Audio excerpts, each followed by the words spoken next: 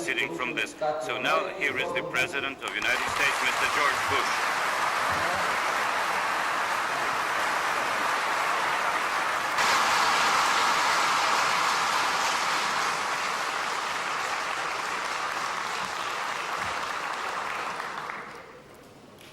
Well, first, thank all of you for that warm welcome. And may I take this opportunity to thank all people of Ukraine that gave us such a warm welcome, such a heartfelt greeting. Every American in that long motorcade, and believe me, it was long, was moved and touched by the warmth of the welcome of the people of Ukraine. We'll never forget it. Chairman Kravchuk, thank you, sir. And to the deputies of the Supreme Soviet, may I salute you, members of the clergy that are here, members of the diplomatic corps, representatives of American pharmaceutical and healthcare corporations, who I understand are with us today, and distinguished guests all. Barbara and I are delighted to be here. Very, very happy. We have only one regret, and that is that I've got to get home on Thursday night. I can still make it. The reason is our Congress goes out tomorrow, finishes their session they're in now, and I felt it was important to be there on that last day of the final session. This beautiful city brings to mind the words of the poet Alexander Dovchenko. The city of Kiev is an orchard. Kiev is a poet. Kiev is an epic. Kiev is history. Kiev is art. Centuries ago, your forebears named this country Ukraine, or frontier, because your steppes link Europe and Asia. But Ukrainians have become frontiersmen of another sort. Today, you explore the frontiers and contours of liberty. Though my stay here, as I said, is far too short, I've come here to talk with you and to learn. And for those who love freedom, every experiment in building an open society offers new lessons and insights. You face an especially daunting task. For years, people in this nation felt powerless, overshadowed by a vast government apparatus, cramped by forces that attempted to control every aspect of their lives. And today, your people probe the promise of freedom in cities and republics, on farms, in businesses, around university campuses. You debate the fundamental question of liberty, self-rule, and free enterprise. Americans, you see, have a deep commitment to these values. We follow your progress with a sense of fascination, excitement, and hope. And this alone is historic. In the past, our nations engaged in duels of eloquent bluff and bravado. And now the fireworks of superpower confrontation are giving way to the quieter and far more hopeful arts of cooperation. I come here to tell you we support the struggle in this great country for democracy and economic reform. And I would like to talk to you today about how the United States views this complex and exciting period in your history, how we intend to relate to the Soviet Central Government and the Republican governments. In Moscow, I outlined our approach.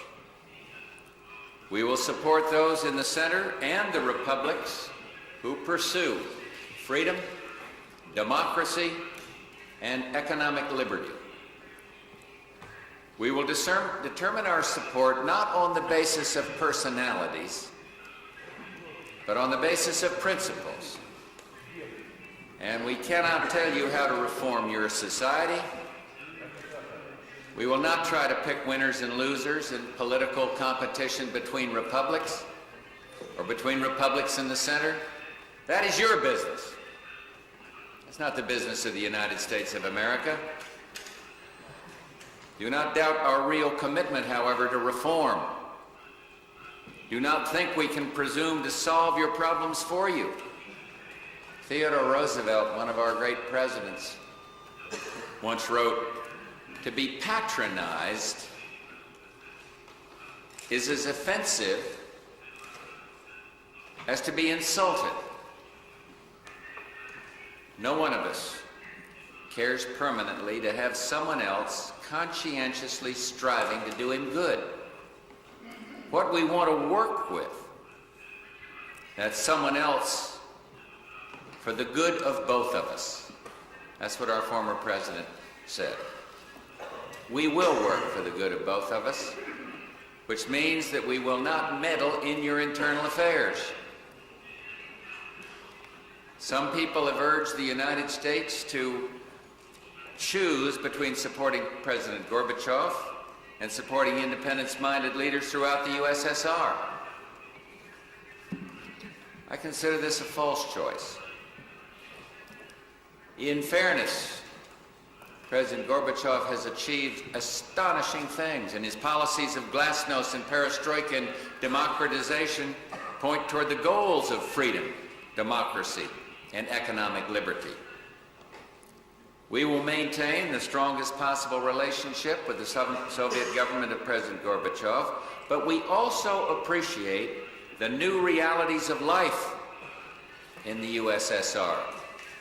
And therefore, as a federation ourselves,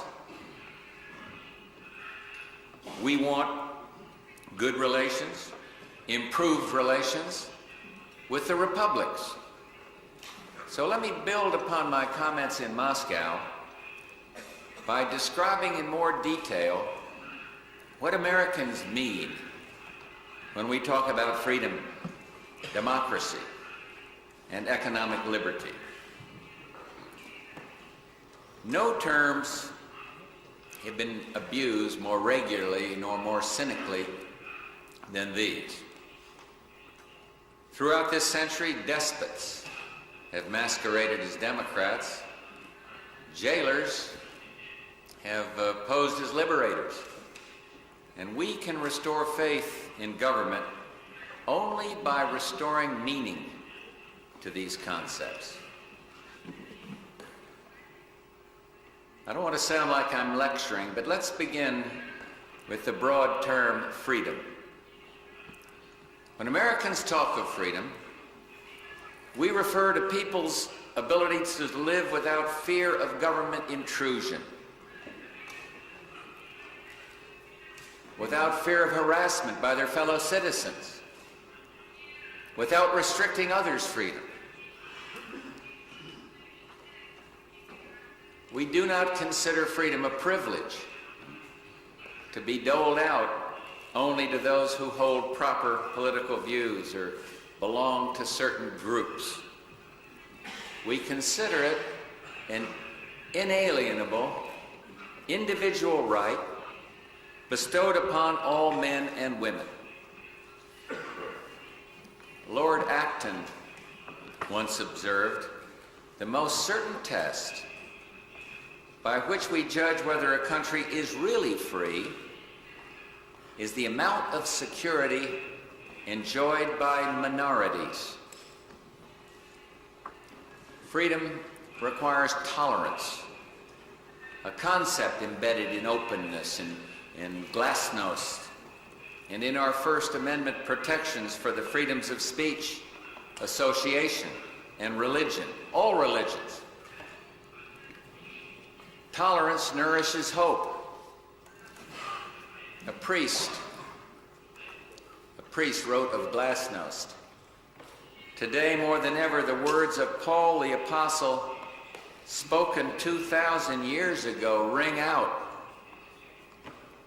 They counted us among the dead, but look, we are alive. In Ukraine, in Russia, in Armenia, and the Baltics, the spirit of liberty thrives.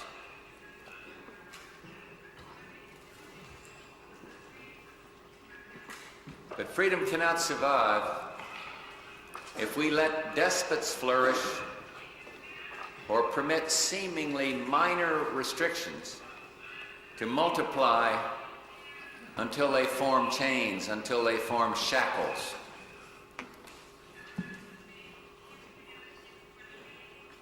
Later today, I'll visit the monument at Babi Yar, a somber reminder, a solemn reminder of what happens when people fail to hold back the horrible tide of intolerance and tyranny. And yet freedom is not the same as independence. Americans will not support those who seek independence in order to replace a far-off tyranny with a local despotism. They will not aid those who promote a suicidal nationalism based upon ethnic hatred.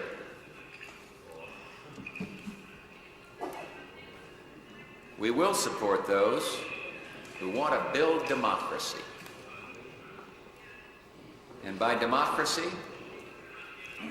we mean a system of government in which people may vie openly for the hearts and, yes, the votes of the public. We mean a system of government that derives its just power from the consent of the governed, that retains its legitimacy by controlling its appetite for power. For years you had elections with ballots, but you did not enjoy democracy. And now, democracy has begun to set firm roots in Soviet soil. The key to its success lies in understanding government's proper role and its limits. Democracy is not a technical process driven by dry statistics. It is the very human enterprise of preserving freedom so that we can do the important things, the really important things. Raise families, explore our own creativity, build good and fruitful lives. In modern societies, freedom and democracy rely on economic liberty. A free economy is nothing more than a system of communication. It simply cannot function without individual rights or a profit motive, which give people an incentive to go to work, an incentive to produce. And it certainly cannot function without the rule of law, without fair and enforceable contracts, without laws that protect property rights and punish fraud. Free economies depend upon the freedom of expression, the ability of people to exchange ideas and test out new theories. The Soviet Union weakened itself for years by restricting the flow of information, by outlawing devices crucial to modern communications, such as computers and copying machines. And when you restricted free movement, even tourist travel, you prevented your own people from making the most of their talent. You cannot innovate if you cannot communicate. And finally, a free economy demands engagement in the economic mainstream. Adam Smith noted 2 centuries ago, trade enriches all who engage in it.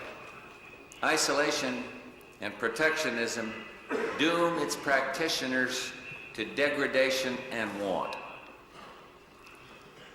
I note this today because some Soviet cities, regions, and even republics have engaged in ruinous trade wars. The republics of this nation have extensive bonds of trade which no one can repeal with the stroke of a pen or the passage of a law. The vast majority of trade conducted by Soviet companies, imports and exports, involves, as you know better than I, trade between republics. The 9+1 agreement holds forth the hope that republics will combine greater autonomy with greater voluntary interaction, political, social, cultural, economic, rather than pursuing the hopeless course of isolation. And so American investors and businessmen look forward to doing business in the Soviet Union, including the Ukraine. We've signed agreements this week that will encourage further interaction between the U.S. and all levels of the Soviet Union. But ultimately, our trade relations will depend upon our ability to develop a common language of commerce, currencies that communicate with one another, laws that protect innovators and entrepreneurs, bonds of understanding and trust. It should be obvious that the ties between our nations grow stronger every single day. I set forth a presidential initiative that is providing badly needed medical aid to the Soviet Union. And this aid expresses American solidarity with the Soviet peoples during a time of hardship and suffering. And it has supplied facilities in Kiev that are treating victims of Chernobyl.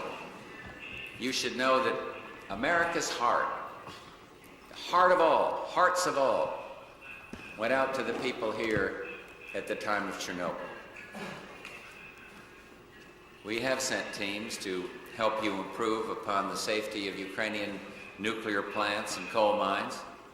We've also increased the number of cultural exchanges with the republics, including more extensive legal, academic, and cultural exchanges between America and Ukraine. And we understand that you cannot reform your system overnight. America's first system of government, called the Continental Congress, failed because the states were too suspicious of one another, and the central government too weak to protect commerce and individual rights. And in 200 years, we've learned that freedom, democracy, and economic liberty are more than terms of inspiration. They're more than words. They are challenges. Your great poet Shevchenko noted, "In your own house, can you have your truth, your strength, and freedom?" No society ever achieves perfect democracy, liberty, or enterprise. But if it makes full use of its people's virtues and abilities, it can use these goals as guides to a better life. And now, as Soviet citizens try to forge a new social compact, you have the obligation to restore power to citizens demoralized by decades of totalitarian rule.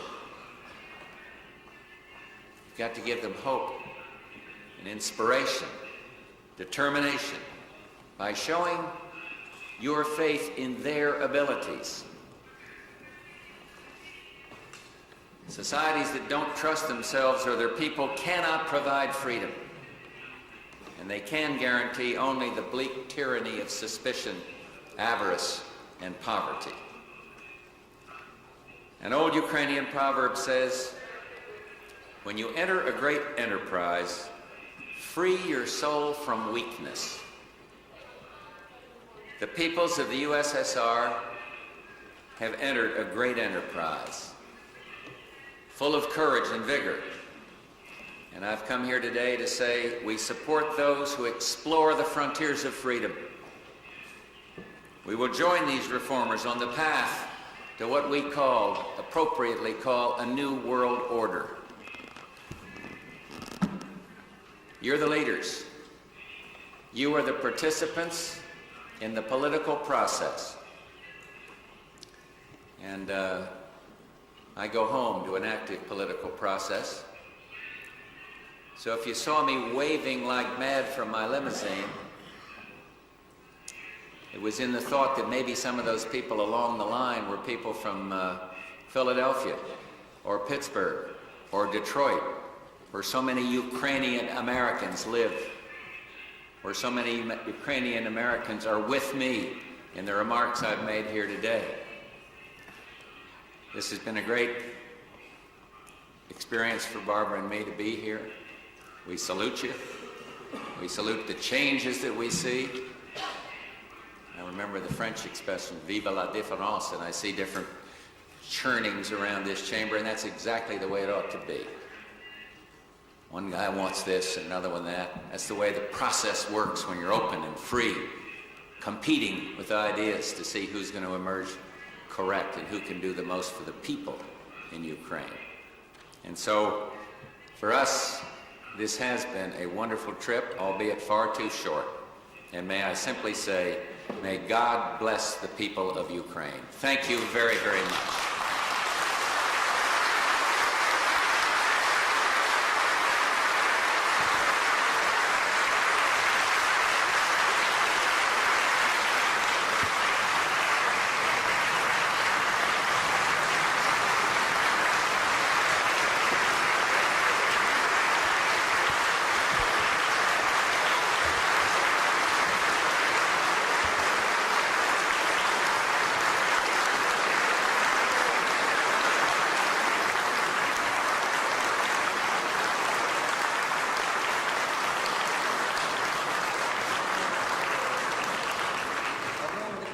Шановний пане президенте,